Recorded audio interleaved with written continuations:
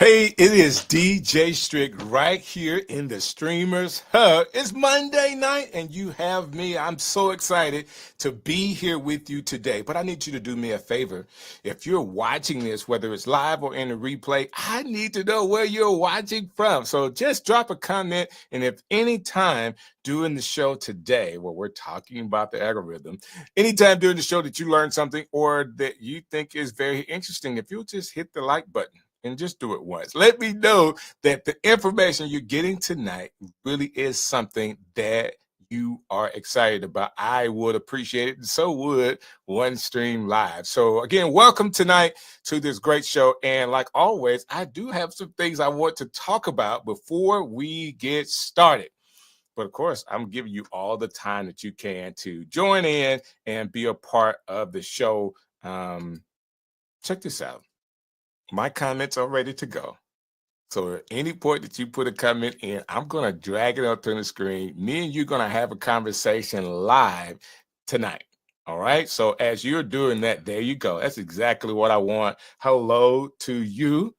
Hello to you. And then I have Erica here from Talk Virtual saying hello to DJ Strick as well. Thank you guys for coming and being a part of this. This is really, really cool. And what a way to start the day with a couple of people saying hello. So again, today we're talking about the algorithm and I want your questions. So if you feel like you have been doing YouTube for a while and you're really trying to get more of an audience, you're really trying to get more traction with your content, I need you to write in the question that you have. Let me know what it is and allow me, if you will, to answer those questions for you. All right. Tonight, I'm going to do my very best with what I have to answer questions that I don't know you have. But if you have questions, just tell me and I'll answer your question personally. So it'll be information tonight that you can get that you normally would not get. Okay. So that's why I am here tonight. Hooray for the live conversation on YouTube. You can't beat that. You really can't beat it, Erica. So that's why I'm trying to be sure that I do all I can to communicate with you guys. That being said, if you are a content creator and you understand how important it is to monetize some of your work and how affiliate marketing really can make the difference for you, well, of course, we have an affiliate plan at OneStream Live. So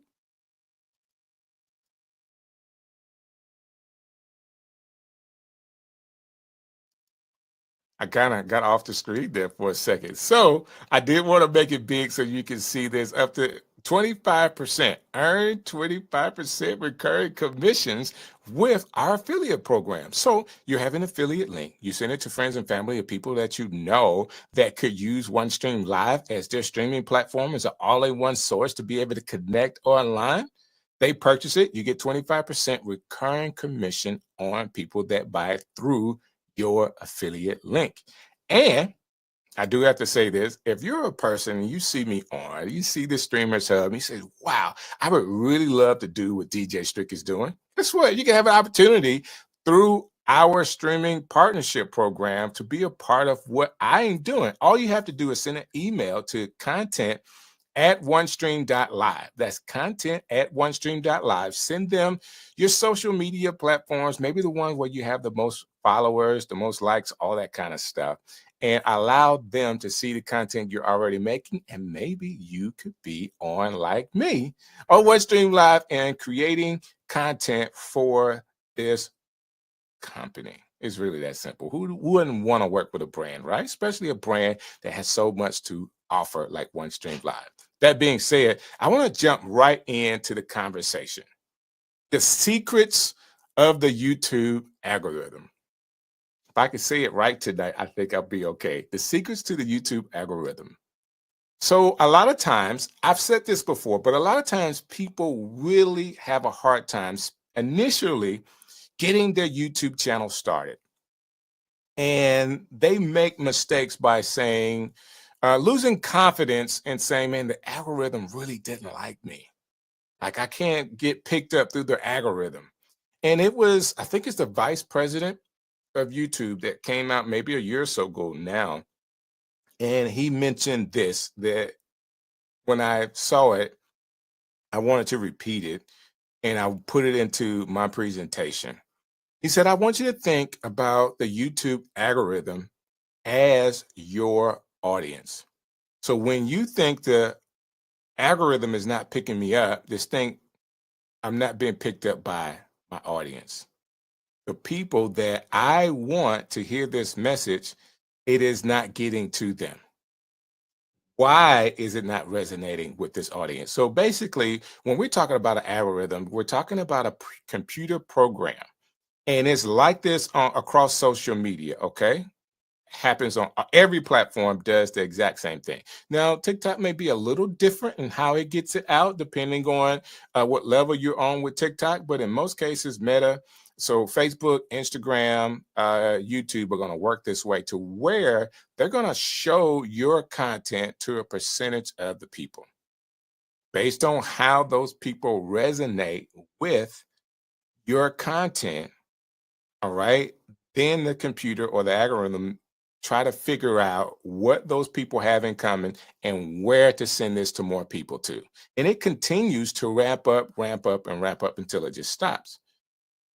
There's a lot that goes into making sure that the computer system knows what your video is about.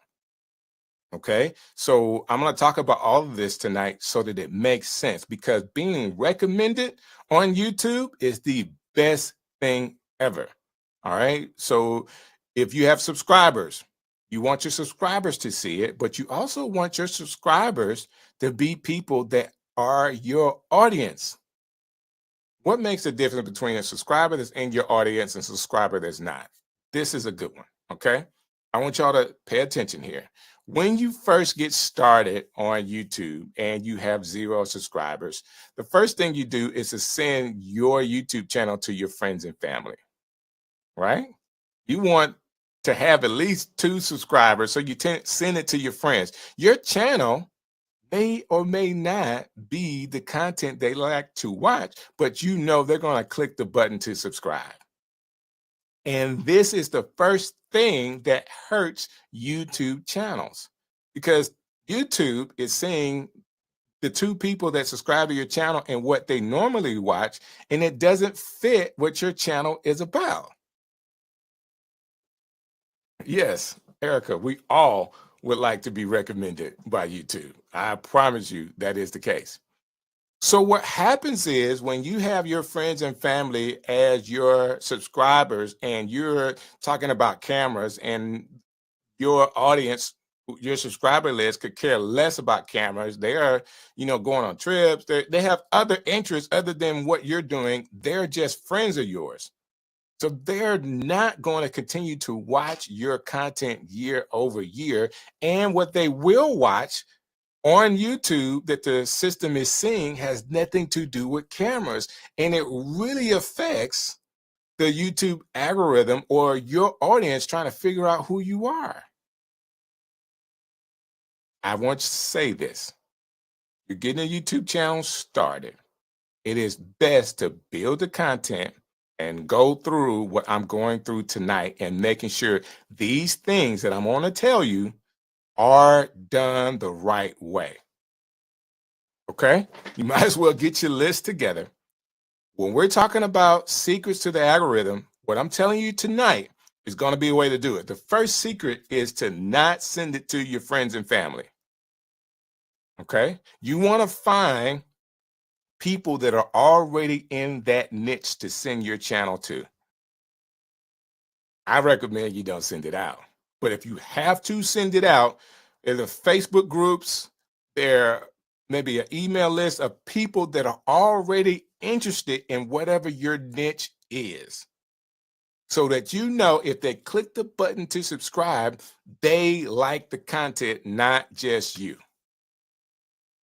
You're just getting started. You just never know. SDTV, how are you doing? Thank you for coming in tonight. I do appreciate you making a comment and joining the conversation. Tonight, I do think that this is for everybody. think it's for everybody that we all could learn tonight. So don't send it out to your friends and family because you really want the system to be able to put your channel in front of people that is your audience. If you do have communities that are already established in your niche on other platforms, those are the people you want to share it to.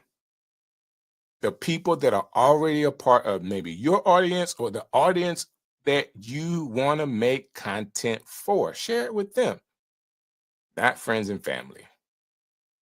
Why is this so important? Some of the biggest YouTube channels there are not getting 50% of their subscribers to watch their content. They're the biggest pages. Why? Because they've done some of the same things you've done, which is shared it with people that are not in their target audience. And even people that are in their target audience, guess what? They're not always watching. All right? They're not always watching. So check this out. This is an example. Erica says, yeah, I started out asking my LinkedIn connections to subscribe to my YouTube channel. Guess what? The YouTube connections already know who Erica is. They know what Talk Virtual is all about. Guess what? They are the best people to consider as subscribers to your YouTube channel. They already know the content you're making. That makes sense. Now, your mother and grandmother, they may have YouTube, or they may have what we call it, Google email addresses and can subscribe, but they're not going to be watching the videos, not long term. They're going to watch the first 2 videos. Ooh, my baby's on TV. They're going to be excited that you're making content, but they're not going to be there for the type content you want to make. They may or not. Now, if you're doing cooking channels and your family loves cooking and everybody is in, if they're really in your audience, go right ahead. Some people have family members that are in their audience. Or if you are doing cameras and you got a cousin that does cameras, let me say it right, send it to them. I get it. They're in your target audience and you have a relationship with them. But if you are just trying to add to your subscriber list so you get a particular number, I promise you, it's just as bad as buying subscribers. Well, I know that's hard to say. I know people don't understand that. You know, you would say, my mom getting her to subscribe is just as bad as paying for one. Yeah, because she's not continue to watch long term. You need people that are going to subscribe to you, that are going to watch long term. Why is that important? Because now, if you get people that are subscribed to you, that are watching your stuff, that when you post a new video, I am live, or this is the new video, these people already want to know what you got to say. They click the button to watch it. Now YouTube is like, okay, I got all of these people with this particular interest interested in this particular video. Let's share it with more people with the same interest. Boom. You become recommended. Okay. Oh, it sounds easy. I make it sound so easy. It is really not that easy, but that's the process. I know it's not easy, but that is the process. Okay. I hope you wrote that down. I hope you wrote it down. So now let's get a little bit more into this. And again, if you got any questions, just write your question in and I'll be more than happy to answer any question you may have. That being said, I want to share my screen here so that we could talk a little bit.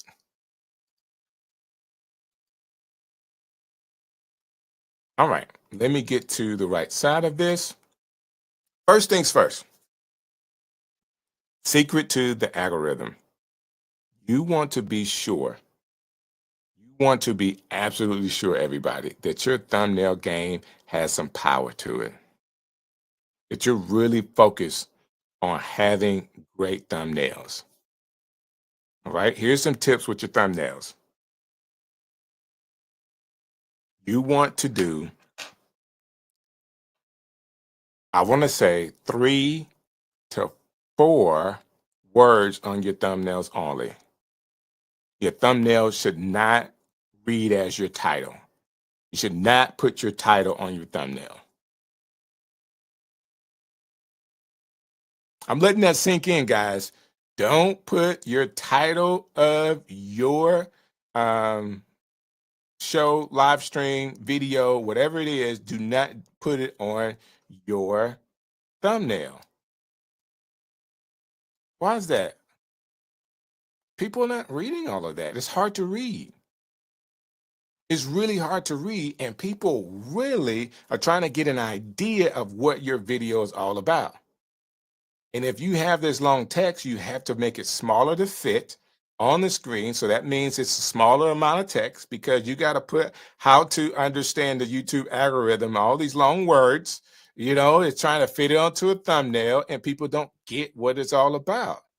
They can hardly read it. You want something that you could do from an algorithm standpoint. You want to do something that's eye-catchy on your thumbnail.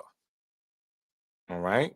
And I started to do this. When I first started, I really wanted 100 subscribers so I could own my channel name. And that's where people get into the friends and family name. I completely get it, Erica. Y'all need to subscribe to my channel so I could do this next step. I think they changed some of that as far as requirements to get certain things. But that's one of the things, Erica, that got people into making sure that they got to 100 subscribers, or they got friends and families, people that they could just ask and they'll do it right away.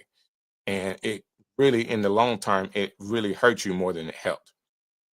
That being said, you want 3 to 4 words at the max on your thumbnail. I promise you, doing thumbnails and then having a face, having room to have a face on it, is going to be optimal. People resonate with human faces. All right? They could be doing whatever. I promise you, this look works. All of these things work with the title to the side.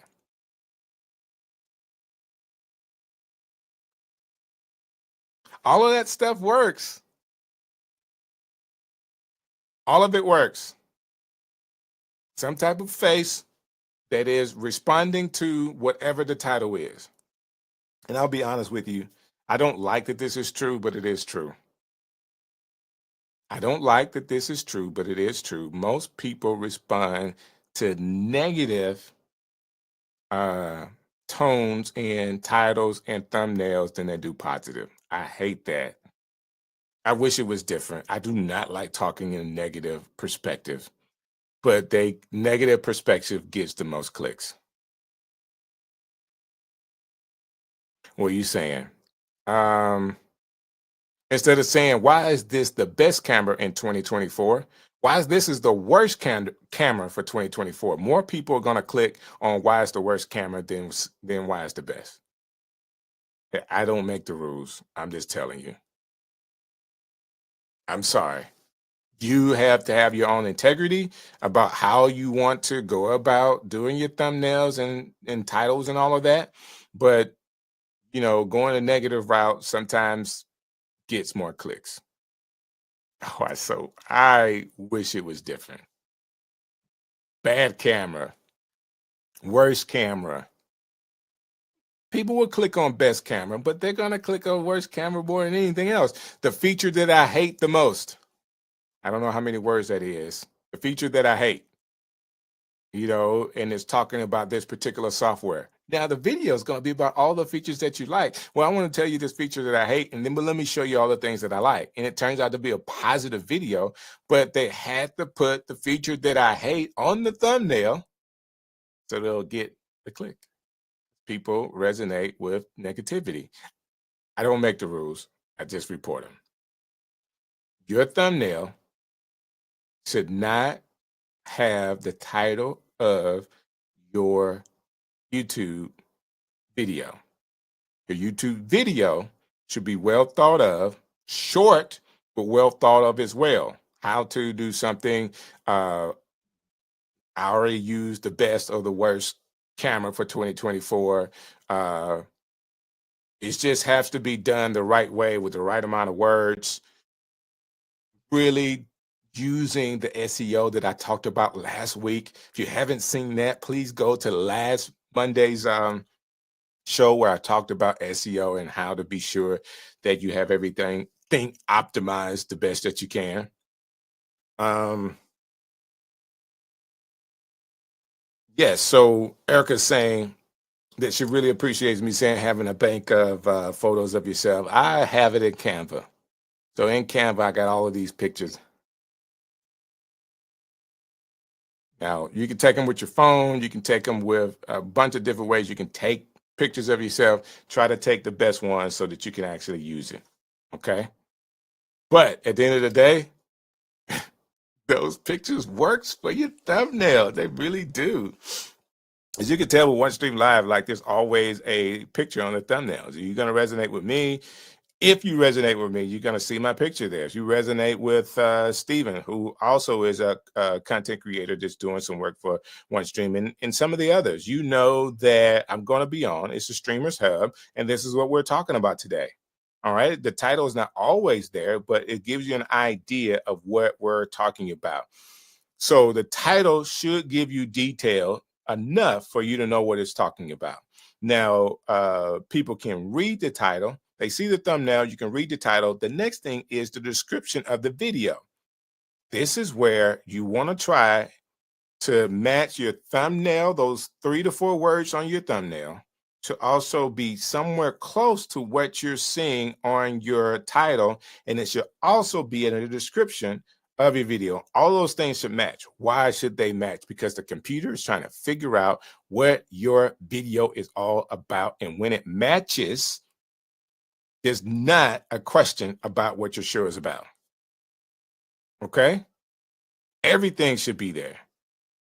If you're talking about some of the great features of a camera, and you're starting off with the worst camera, this is go. You're saying the show is on the worst camera for content creators in 2024, and you're saying worst camera 2024, worst camera 2024. That's 3 different things inside of your thumbnail, and on the thumbnail you're going, I can't believe this is the worst camera. Okay, something like that. And then you want to then expand that to saying, I'm discussing the worst camera for 2024 and what you should buy instead. Worst camera for 2024 and what you should buy instead could then be your title for the video. I'm doing this in live time for you guys. I hope you're taking notes and resonating with this. And if you haven't clicked the like button, please do that. Let me know that you're patient with me and this is making sense to you. Once you do that, you want to then focus on your description of that video. And you want to put everything that you have in the title inside of the description and more. So we want to talk about the bad camera. We want to talk about why the good camera would be the good camera and why the worst camera is the worst inside of that description. And then you also want to do 3 tags. I has just given you the secrets to your thumbnails, to your titles, and to your description when you are trying to use YouTube to get your information out.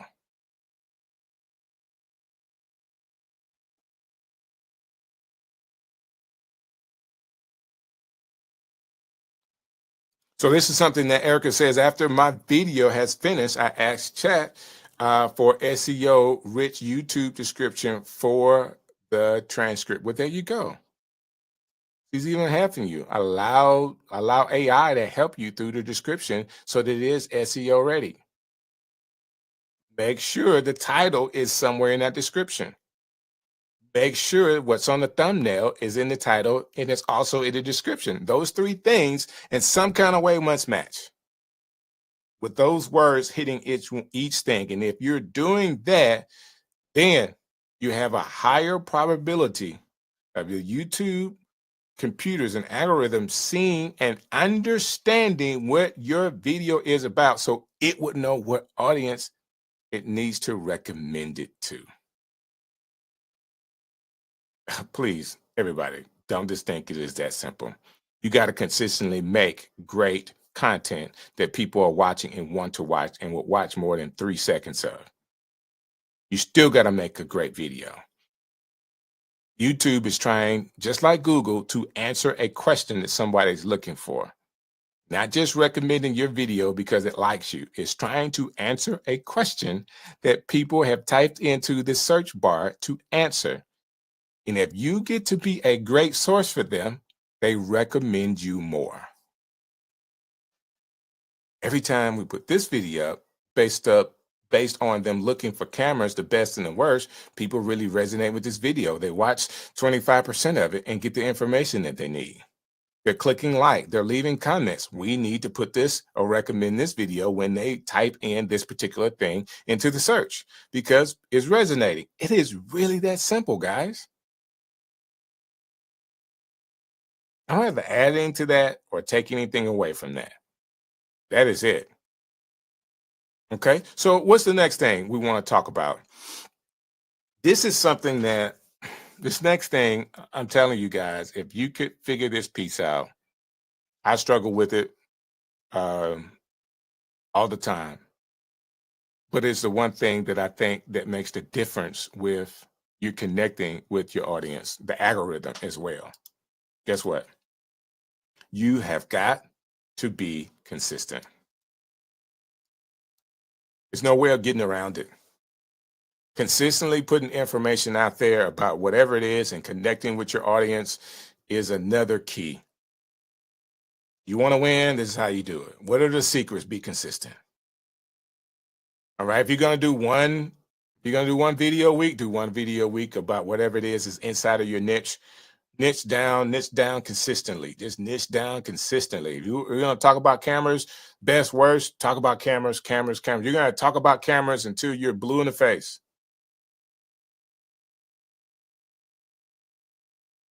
Let that resonate.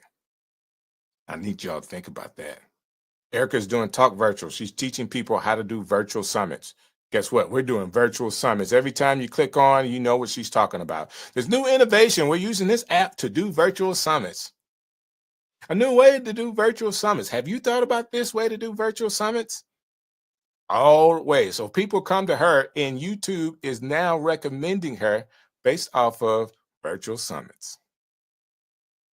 You get to be the plug for virtual summits. Think about it that way. You want the people to recommend you based off what your niche is. You want to consistently talk about that. You don't want to be random and talk about something that is outside of your niche. And now the system has got to figure out where to put you. And maybe you do something different. This is the crazy things that happen when it comes to YouTube and all this stuff. You want to talk about cameras. One day you get inspired and you talk about microphones. You do the right thumbnail, you do the right title, you do the right description, and that video about microphones goes viral. And you're like, I'm not a microphone expert. I just really like the new mic. I picked it up and I know how to use it. And I wanted to talk about it. Now that's viral. You got to figure out all these people that are watching this. How do you get them onto cameras? Because that's really where your heart is. That happens all the time. I want you to be consistent with your niche, with your content. I want you to stay right there. All right. Erica says she loves all things events. Like she does it all. I love it. I love it.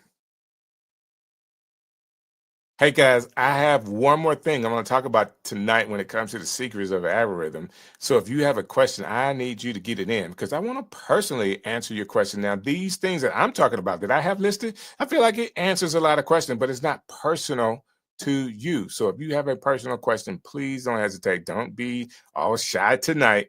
Put it in the comments and I'll do my very best to answer it to the best of my ability. I am consistently here on Monday nights for the Streamers Hub. And with that consistency, it does come with a little trust.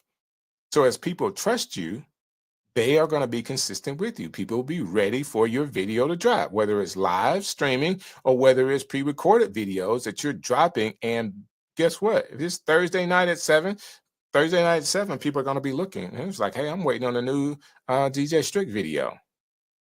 And once it comes out, they'll see it. So Wednesday gets to be the day. Shannon Sharps releases his Club Shay Shay's videos. Guess what? On Wednesday night, I'm doing work in my studio here. So I'm waiting on his video to drop. so I can see who the latest person he's interviewing and to see how interesting it is and see if I want to watch it or not. But I'm consistently waiting on Wednesday. He never even said that he's going to drop every Wednesday. I don't think he said he's dropping every Wednesday. I just know that he drops on Wednesdays. And I'm there. I'm there for it. I'm hoping that at some point, I know he's going to stop doing some of these videos. He's got to take a week off. He can't do this for forever.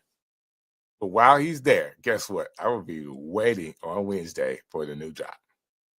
Okay? And that's what you want the algorithm, which is your audience, to do. Be waiting on you to drop. And consistency is a key to getting that to happen inside of your community. So the next thing I want to talk about is you want to think about your target audience. Guys, ladies, gentlemen, your target audience is important to you. And I talk about it all the time. Niche. Okay, however you want to pronounce it, you want to be thinking about that target audience and build to that target audience. Everything has to be built to that. Man, do you not know on YouTube there are people that just like man, there's so many different themed videos out there and channels that are out there right now. There is no way you could lose if you niche down to what you like to do. If you like to do it, if you're skilled at it, I say this all the time, you're skilled at it and it's answering a question that somebody else has or providing a need for someone, people need to be entertained with somebody else chewing ice. I don't know why people are entertained by people chewing ice, but they do. Okay? I don't know why. I don't know why. The other thing is I like random facts. So this is real quick. So at night, I don't like watching dramas or something that's going to keep me up. So I do watch a lot of YouTube stuff that is random facts, universe stuff like the planets. I like the narrators. If I get a nice dull voice narrator talking about Jupiter, that is the best thing. I promise you, I'll be asleep in 20 minutes and I'll see you in the morning. Okay.